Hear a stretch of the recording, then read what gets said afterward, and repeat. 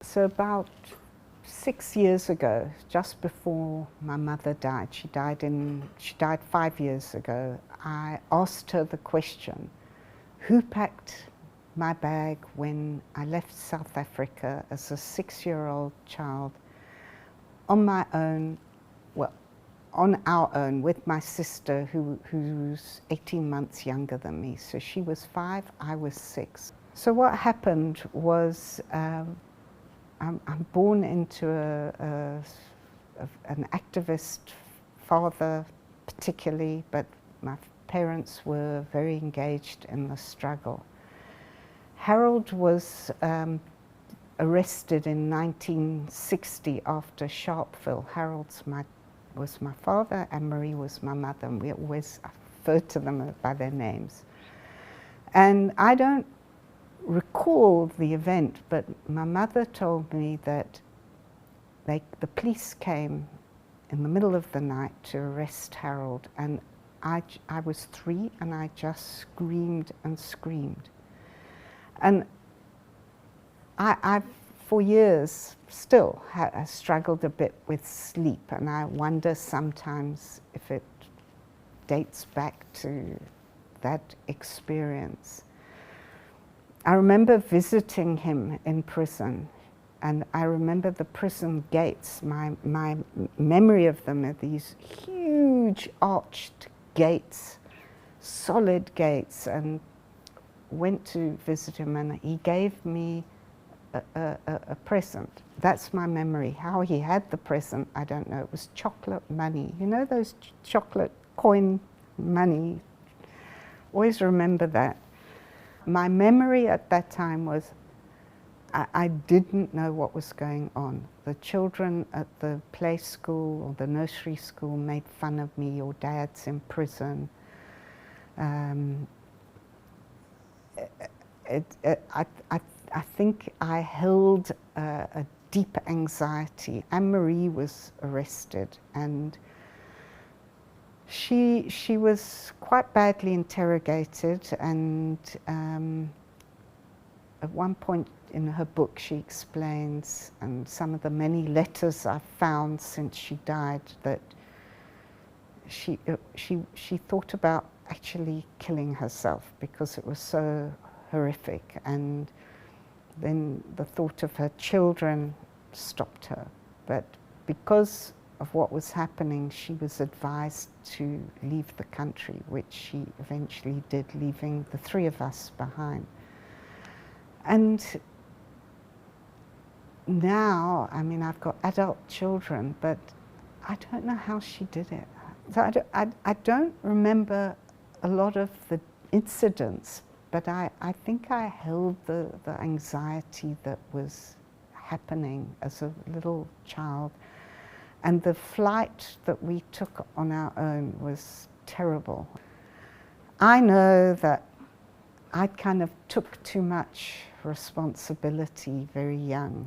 You know, that's how I always was. And with my own children, that was never going to happen. And I almost went too much to the other extreme in protecting them and not letting them be responsible before they were young adults. I can look back and see South Africa. We grew up in England, but I never fully felt English, and we changed schools a lot. And I didn't really feel South African either. It was a distant land, and in London we moved house a lot. They had to keep moving, and I changed schools a lot, and children were making fun of me because I had funny hair. When we lived in Yorkshire, I was so proud of Harold and what he had done that I would tell everyone, even the milkman. You know, people have milk delivered in England. I would tell the milkman, and Harold once said, you know, you can't do that because it's dangerous. And then I clammed up and I wouldn't tell people. They'd know that I wasn't English, even though I had an English accent, but I felt ashamed, because I felt if I can't tell them that I come from a family that were activists, then then I'm going to look like I support apartheid. And so I wouldn't, for years I wouldn't say anything.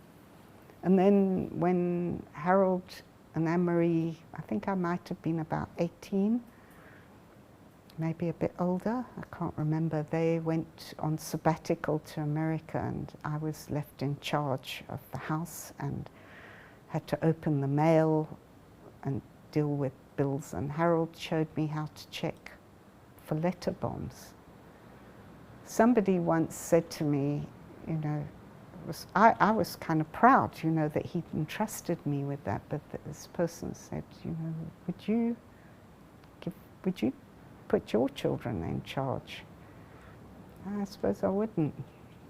No, I was very, very protective of my children. We eventually found out that the house was bugged.